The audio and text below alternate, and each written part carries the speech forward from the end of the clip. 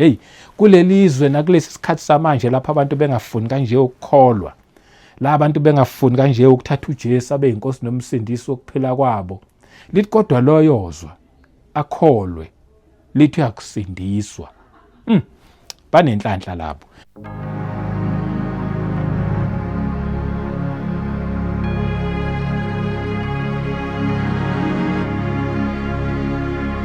Welcome once again kwiKota2 Media. Igama lami ngumduduzi ngwakashabangu. Asibingelele umoya ongcwele khona phakathi kwethu. Siyabonga nje ipresence yakhe. Kuumusa kuthando likaNkulunkulu silokho sihlangana njalo. Sihlangana nje ngokukhuluma indaba ezimnandi ezithinta umuntu kanye noNkulunkulu. Yilezo nje sizikhulumayo la ekhaya. Ngiyanibingelela abazalwane kwizindawo zonke. Nginibingelela futhi ngibonga ngokuthi na subscribe, like, ama comments amahle. Sayibonga nje support nakuma channel partners. Siyabonga nje kakhulu ngokupartnerisha ukwenza lo msebenzi ukuthi uqhubeke ulokhu yaphambili. Inkosi nigcine nibusise ngelinye lamalanga ngempela nobona amafruit alokho. Iyonibonga Nkosi because umsebenzi wayo lo akusona umsebenzi wami. Siyabonga nje kakhulu. Ngiphinde futhi ngiququmezele nje bazalwane sesaya khona eEastern Cape eNgcobo kuyokhuleka inkonzo ephethwe i-National Prayer of Repentance South Africa. Bakhona abantu abayiphethe inkonzo kulona ibandla, but i-National Prayer of Repentance of South Africa okuyibona ngingathi abagqugquzeli, ama-organizer abaqhamuka emabandleni ahlukene, abantwana bakaNkulunkulu nje laba, ama-believers, abantu abakholwa nje uJesu Kristu bathi ayi thina sizowuthatha lo msebenzi sizowuqhuba. So nje sobe sohlanganyela khona le eEastern Cape eNgcobo.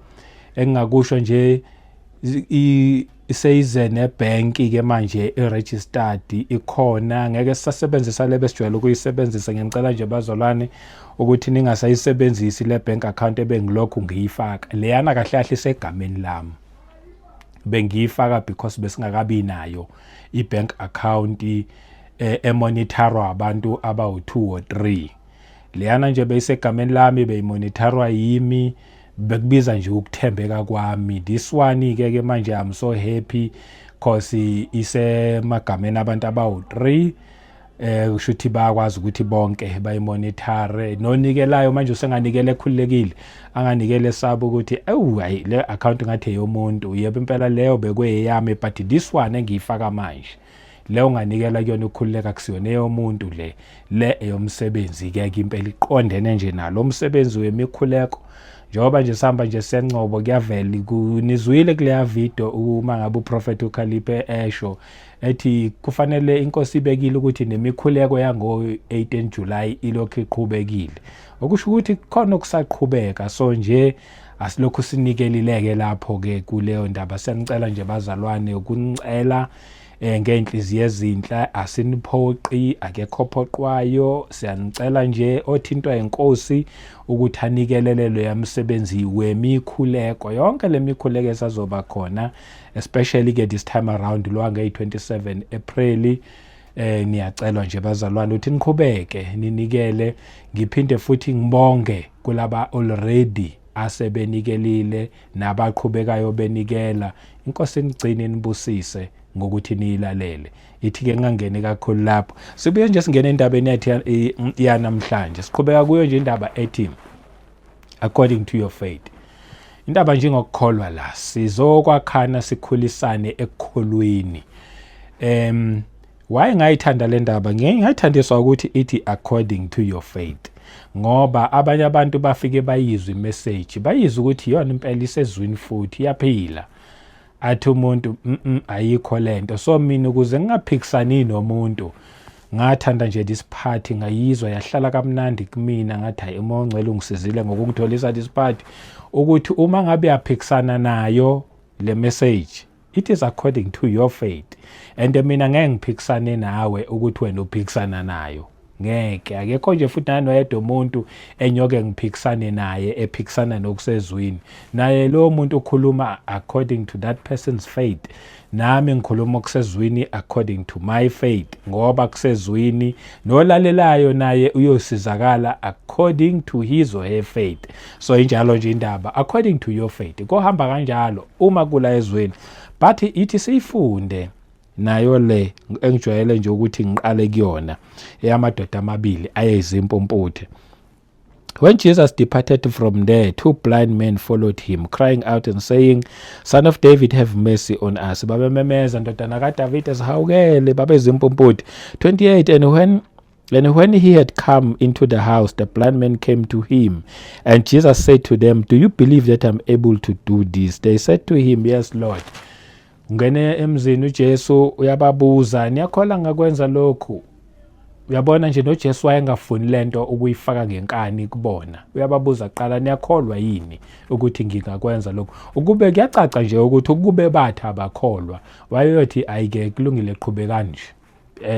Angithi akuliwana umuntu siyakhulisana ekukholweni akuliwana umuntu ongafuni ukukholwa ichoice yakhe naye futhi akumelanga silwe siphikisane kanje awufuni mangafuni ngiyangidonsa ngenkani nami yabona nje uma uluza uyaluza ngoba ungafuna ngikholwa but ngiyabathanda labathi yebo siyakholwa yibathi yebo Nkosi uthi ku29 then he touched their eyes saying according to your faith let it be to you wabathinta amehlo wathi njengokukholwa kwenu makube njalo kunina and siyathola ku verse 30 nje uline oqala uthi and their eyes were opened amehlo abavuleka wathi njengokukholwa kwenu makube njalo kinina and amehlabo avuleka but ake siqhubeke le ndaba le ibalekile nje ukuthi siqala ngayo nje siza kuyona.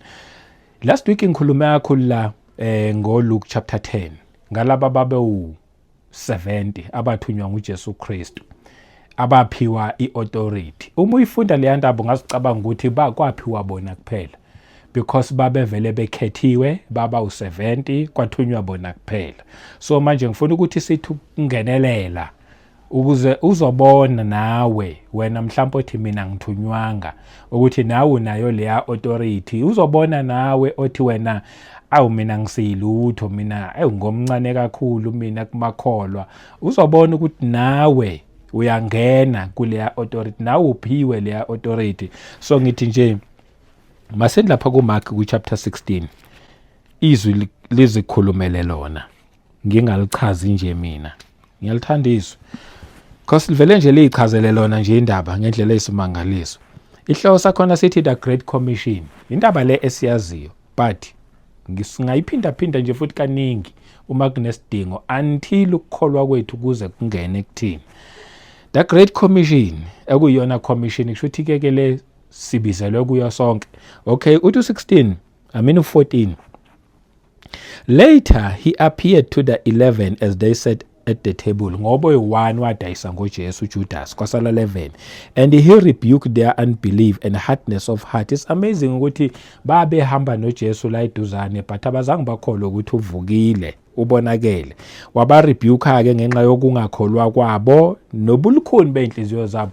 Uma ungakubhekisise nje abantu abangafuni ukukholwa izwi noma selikhulunywa ke liyizwi linjengoba linjalo kungenxa nje yobulukhuni beenhliziyo zabantu nokungafuni ukukholwa. Fana nomuntu ongaqhamuka akhuluma into engekho ezwini sigijimele siyilandele ithe sanje ukuthi nathi silandelayo sikholwa futhi sinenhliziyo ezilukhuni ngoba ukube besikholwa sinenhliziyo evumayo ngabe sigijima sezwini sobheka lithini izwi kukhona yini makukhona sikuthathi makungekho singakuthathi.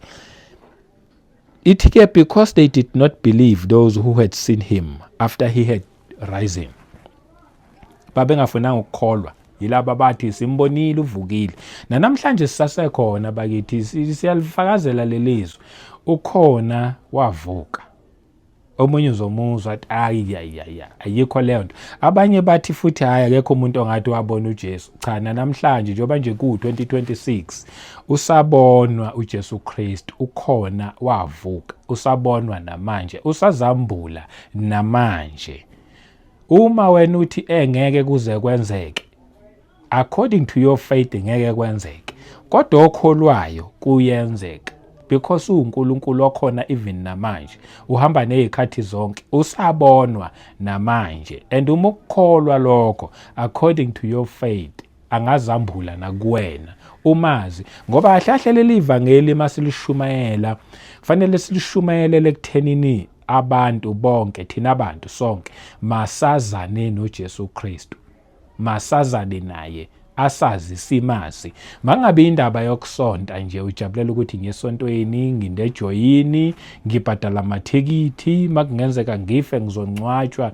ungasijabuleli zonke lezo zinto lezo. Jabulela ukwazana naye.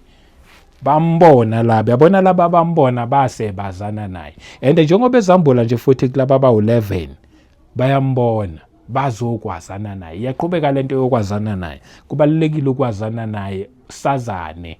Yabona, ungacabangeli ukuthi engicabanga yena ukuthi angaze, yazana naye. Verse 15, and he said to them, go into all the world and preach the gospel to every creature. Ilokho esikwenzayo-ke even na today, ukuthi ivangeli malihambe kumhlaba wonke, kuwo wonke umuntu.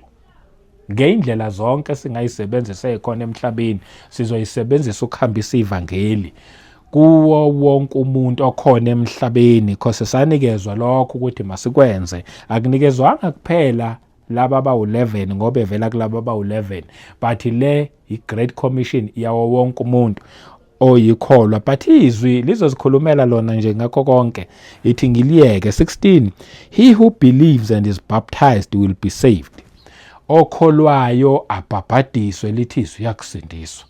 Shudina nje hambani nishumayele nina, ningakhathazeki ngokuthi bayakholwa yini, ngeke nibasishaye, ngeke nibasithuke, ngeke nibasibulale. Liyasho vele izwi lokho kuyokwenzeka vele, but lokho akusikhona kwethu ukuthi masikhathazeke ngakho. Thina kwethu masishumayele ivangeli, khona bazozwa. Lithi ozozwa kholwe, abhabhadiswe.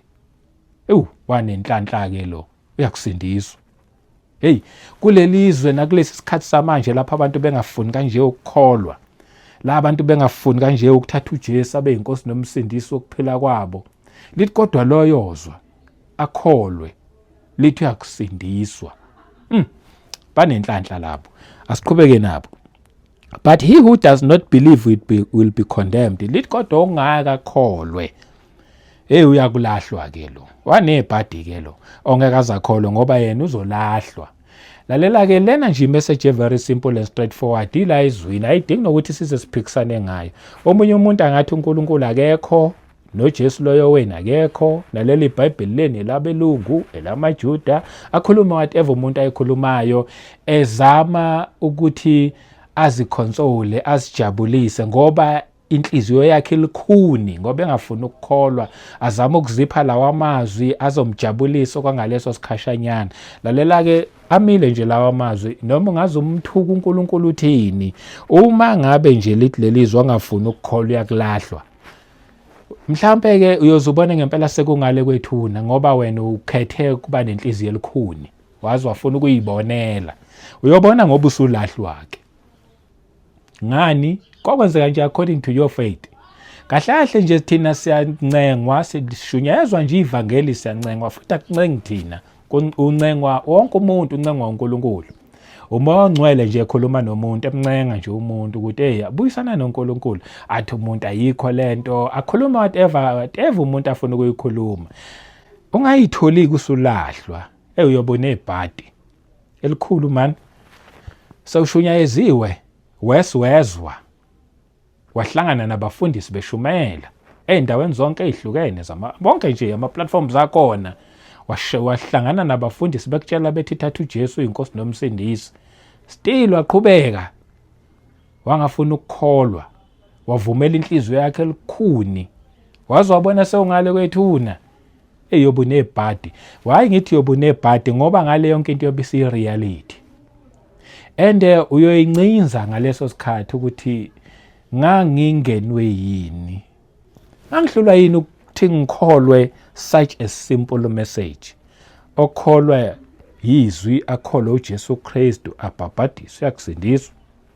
Angihlulwa yini ukwenza into elula kangaka? Why ngaba nenhliziyo elikhuni? And futhi wena phela onenhliziyo elikhuni ngeke umblame uSathane ngaleso sikhathi. uSathane akana authority ezimpilweni zethu. Yithina esimnikeza iauthority. Yithina esimnika igunya.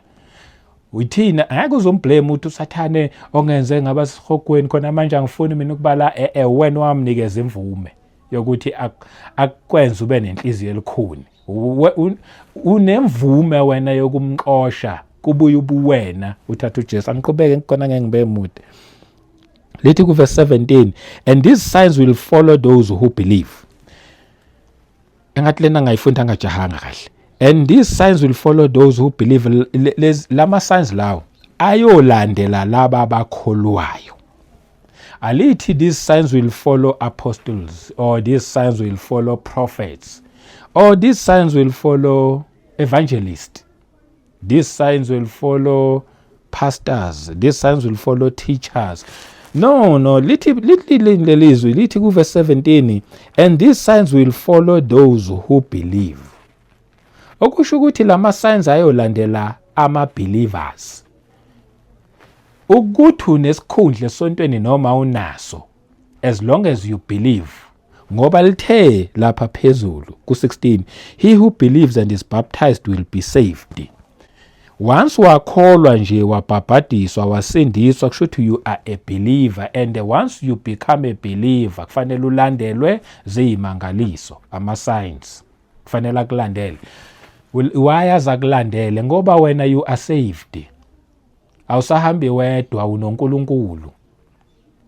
Ngithi mina noma ngabe umncane kangakanani esontweni, noma ngabe yazi futhi noma ngabe umafikizo lesontweni, ngoba wena now usuyi-believer, lama signs kufanele akulandele. Noma ngabe iBhayibheli awulazi, because omunye umuntu athi hayi mina iBhayibheli angilazi inhlobo yeBhayibheli. Yebo awulazi ngoba phela usalokhu usaqala, usalokhu usalifunda. Nami angilazi njengoba ngizokulishumayela kangaka nje. Kodwa ngiyakholwa ukuthi lama signs njengoba nami I'm a believer kufanele angilandele. Okusho ukuthi wonke umuntu kufanele amlandele oyikholwa. Lithi kungani mhlawumbe into efika isixake ile yokuthi angangilandela kanjani lama signs? Mina nginamandla, mina zikho izinto engikwazi ukuzenza ngempela, futhi ingakho sikholwa kuJesu Kristu ngoba thina sikwazi ukuyisindisa. Kodwa ngoJesu siyasindiswa. And futhi lama signs ayosilandela hayi ngoba thina sinamandla, kodwa ngoba sikholwa kuJesu Kristu. Iqhubeka ithi in my name, egameni lakhe uJesu. Uyabona ke manje ukuthi lama signs ingakho kufanele asilandele ngoba ahlonipha igama lika Jesu. Yabakhumbula la njengoba ngishilo nje last week masifunda lapha yana ku Luke chapter 10. Babebuya laba bawu-70 babuya bajabulile bathi hey, egameni lakho amadimoni ayathoba. Hayi emagameni abo, egameni lakho. Base belandelwa yilama signs ngoba babe ngamakholwa, behamba beshumayela nje bewu-70 babe amakholwa. Nathi singamakholwa egameni lika Jesu. Nathi in my name, in Jesus name they will cast out demons. Kusho ukuthi sowaxosha amadimoni. Lezi zinto lezi ezigijima phezulu kwezindlu nalezi inyoni sayisithi le nyoni isikhatsini le nyoni. Uyisolo ukuthi ungathi kulidimoni, konke lokho kwamadimoni okuhamba kukuhlupha okungakulalisa ebusuku, uphupha kabi, wonke lamadimoni lawo ma spiritual wives, spiritual husband, amadimoni yonke into eyidimoni. Lithi iBhayibheli ngegama lika Jesu we will cast out demons. As long as kulidimoni sakulixosha ngegama lika Jesu. Ithi ngisale sengiyishare nale ngoba sengiyikhulumile. I believe uma uNcele yangikhumbuza la. Bengayihlelanga. I remember ngelinye ilanga ngibuya kuma teachings a late.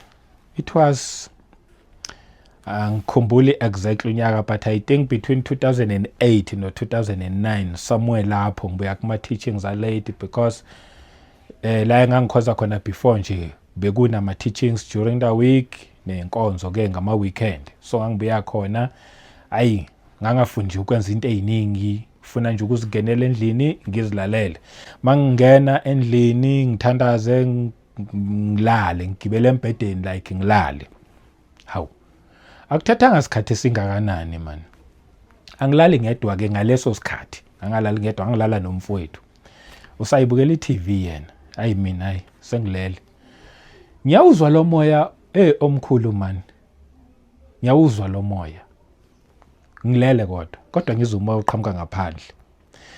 Ngiyawuzwa futhi ukuthi uqhamuka ngasegeyithini, uzongena ngegate weza lo moya, wafika wangena ngegate, wahamba ephasejini phakathi kwezindlu, uza la engilele khona, mkhulu lo moya. Uthe mawufika la ngilele khona wavele wavula umnyango. Wavuleka umnyango, kwangena imimoya eminingi. Leyami imoya leyana kwakungazathi yabona ngazathi zinyoni, but akuzona inyoni, izinto ezinjalo nje kodwa kuyimimoya. Kwangena lezi zinto leziyana, kwavele kweza kumina konke, kwafika kwahlala phe kwami konke, kwangicindezela konke, ngacindezeleka. Manje bangicindezeleka kanjalo, lezi zinto ziyangicindezela. Ngathi mina manje ngizoyithini lento? Ngase ngicabanga ukuthi hayi man, awuthi ngibiza umfowethu, mhlawumbe mangibiza yena uzoza afika nginyakazisa ngivuke. Lezi zinto mhlawumbe ngophunyuka kanjalo kuzona. Ngalibiza igama lakhe. The mangilibiza igama lakhe umfowethu, hayi zavele zakhuluma lezi zinto. Zathi uyabona ke lo mbiza namhlanje ngeke azakusize ngalutho. Hawu, ngathuka. Lo ngimbiza namhlanje ngeke angisize ngalutho. Ingaqakeka manje sengizobiza abani ke manje. Ngakhumbula khona lapho ukuthi zithini lezi zinto, lo engimbiza namhlanje ngeke azangisize ngalutho. Okusho ukuthi khona engijwayele ukumbiza ngisizakale, kakhumbula igama lika Jesu. Ngavele ngalibiza ngathi ngegama lika Jesu. Hawu, ngiyazwa kungazathi le weight ngoba bezingicindezele, ngayizwithi kwakhona ezisukayo. Ngase ngilibizile ngathi ngegama lika Jesu Kristu, ngathi ngegama lika Jesu Kristu, ngathi ngegama lika Jesu Kristu. Ngithe ngisasho kanjalo ngazizwe ezinye zikhuluma zodwa ke manje lemimoya. Ithi thina sihamba manje siyakushiya siyasha la. Okusho ukuthi kukhona osafuna ukubambelela kule mimoya lo. Lezi ezinye zithi ziyasha ziyahamba zona. Hayi, ngaqhubeka ngathi ngegama lika Jesu Kristu. Ngiyangizwa abanye bathi uma bexoxa bathi singalisebenzisa igama lika Jesu. uJesu unegama lakhe lesiHebrew. Well, thina abanye sinobufakazi silisebenzisa leli gama, ngixoxile, but obunye babo lobufakazi lisebenza igama lika Jesu.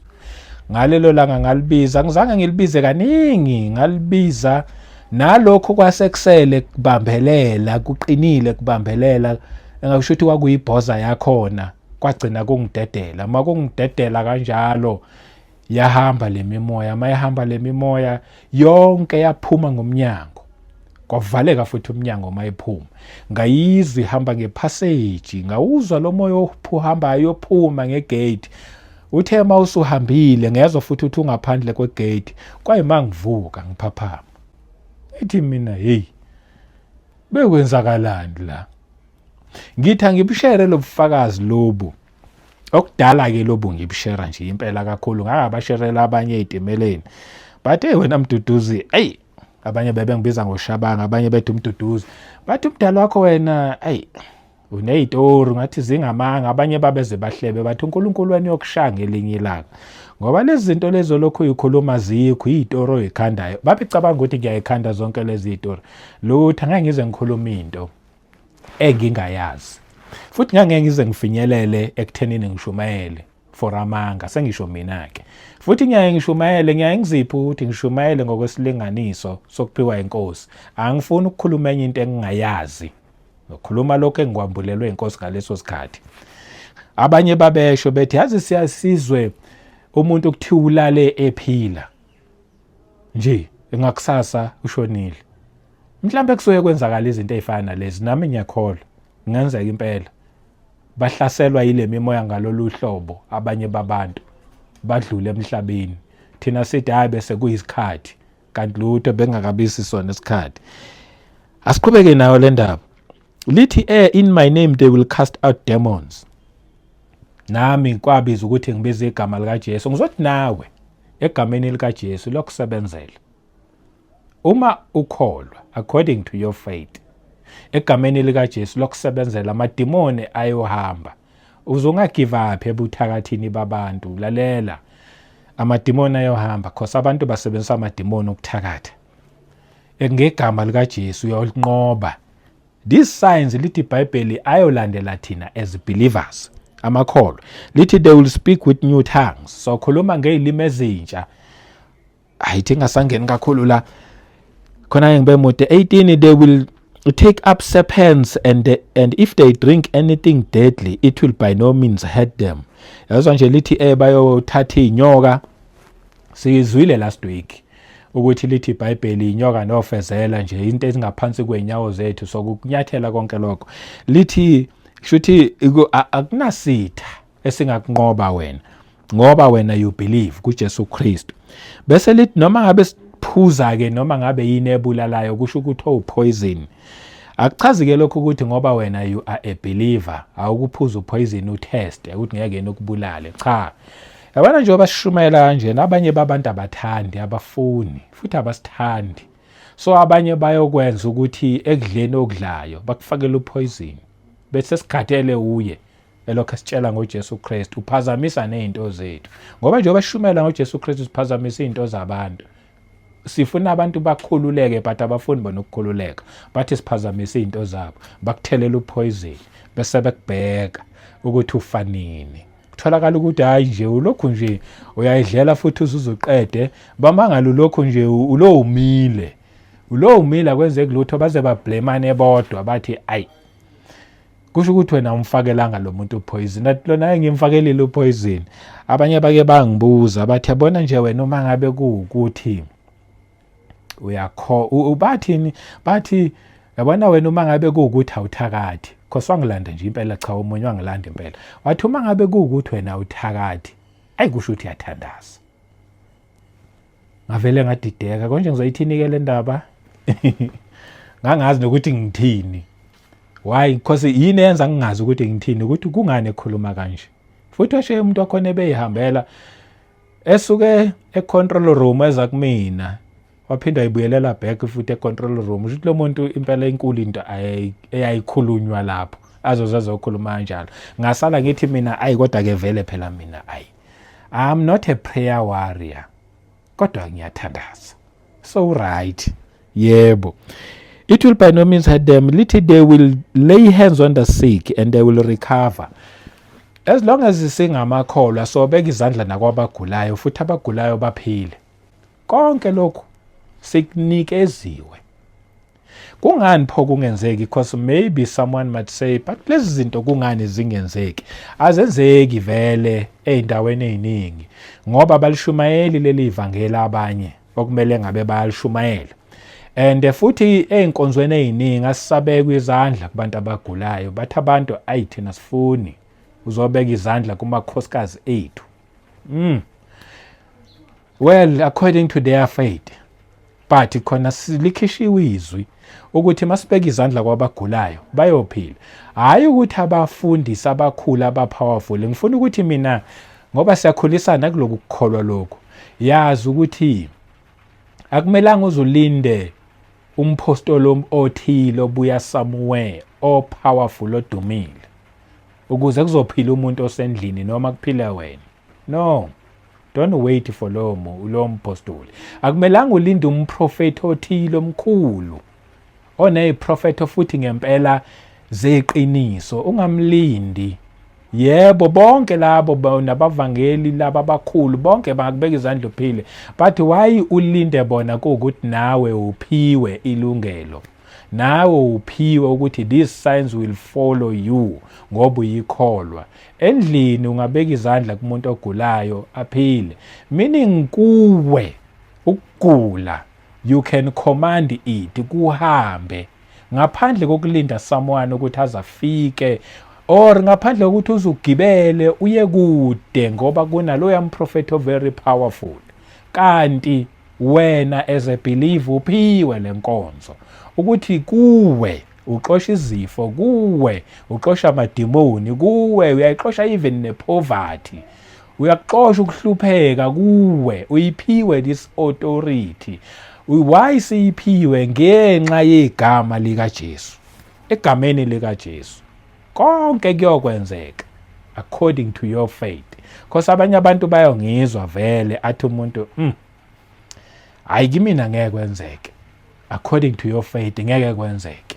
Kwabanye kuyokwenzeka ngoba kusezwini, futhi ngoba kusezwini according to their faith kuzokwenzeka. Ngithi mina sikholisane nje kuloku kukholwa, simthathe uJesu, simfune, singabe abasonti. Mhlawumbe into esibulalayo ukuthi singabasonti, singabe abasonti, masazane noNkulunkulu. Once saba ngabantu abazana noNkulunkulu, uzozazi indaba zakho. Ongakamthatha uJesu abe inkosi nomsindisi, na ama-fruits kulaba sebemthathile. Wena ongakamthathi uyoluza lama fruits, uzodikwa izifo, uyodikwa zinhlupheko, uzohlupheka la emhlabeni, uphinde uyohlupheka nangale kwethuna. Uhlupheka ingonaphakade ngale kwethuna ngoba wena ufunanga ukukholwa, uyolahlwa. Hlupheke nangale kwethuna. Ngcono nalabo abahlupheka ke mhlambe ngapha kwethuna ngoba izwi bengazange balichazelwe kahle, bahlupheke kodwa ngale kwethuna basindiswe baye kuphileni okuyingonaphakade. Wena uhlupheka ngaphi? Nhlupheke nangale double trouble ngoba ungafunanga ukukholwa kuJesu Kristu. Ngomusa wenkosi uJesu Kristu. Asiphinde futhi sihlangane kwivideo elandelayo. Amen.